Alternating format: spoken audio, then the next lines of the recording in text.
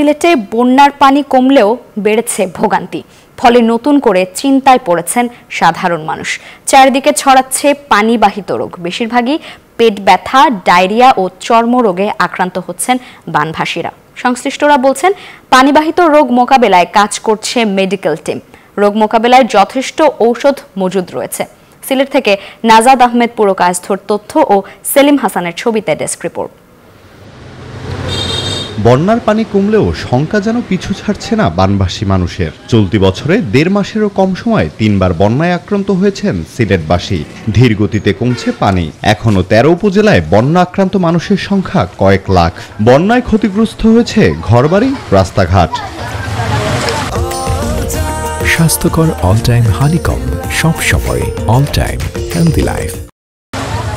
পানি কমার সঙ্গে সঙ্গে বানভাসীদের মধ্যে ছড়াতে শুরু করেছে পানিবাহিত নানা রোগ। দীর্ঘদিন জমে থাকা পানি থেকে ছড়াচ্ছে দুর্গন্ধ, বাড়ছে ডায়রিয়া, চর্মরোগ সহ বিভিন্ন রোগে আক্রান্ত মানুষের সংখ্যা। বাসাবাড়ির ব্যবসা প্রতিষ্ঠানে সব জায়গায় পানি ঢুকে গেছে, মানুষ খুব কষ্টতে আছে। আমার সারা শরীর দেখাইছি, সারা শরীর আর খালি বেদ না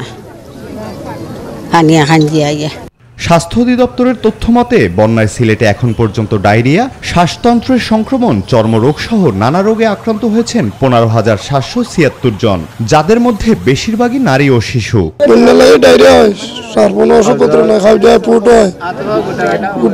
সবকিছু হয় যে আসা যাওয়া করতেছি বা করতেছি, এই যে চুলকানি মুলকানি থেকে বিভিন্ন ডাক্তারকেও দেখাতে আসছি।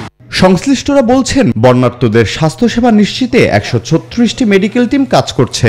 রোগের প্রকোপ মোকাবেলায় সব ধরনের ব্যবস্থা গ্রহণ করা হয়েছে। বন্যার পরবর্তীতে পানিবাহিত যে রোগগুলা, সাধারণত এইসব রোগগুলাই আমাদের বৃদ্ধি পায়, যেমন ডায়রিয়া, তারপরে চোখের প্রদাহ, চর্মরোগ, কলেরা, এই টাইপের রোগগুলা কিন্তু মানুষের মধ্যে অনেকটুকু বেশি বৃদ্ধি পায়। আমাদের হাসপাতালগুলোতেও সবসময় আমাদের মেডিকেল সকল চিকিৎসক এবং সকল ইমার্জেন্সি সব জায়গাতে আমাদের সবাই প্রস্তুত আছেন।